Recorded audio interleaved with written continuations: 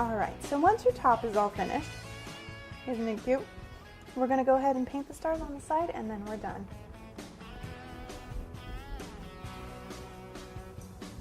I like to put my cake up on things. I find that it makes it just a little bit easier when I'm painting on the sides. I'm going to try my best to do this so you can see what I'm doing.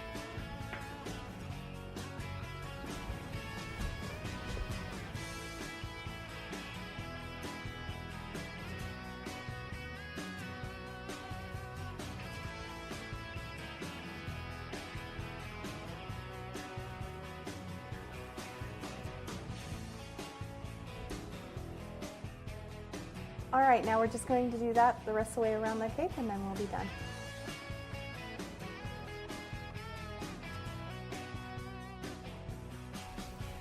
And there we have our tattoo-inspired Mother's Day cake. I hope you enjoyed making it with me. I sure enjoyed showing it to you. Have a sweet Mother's Day.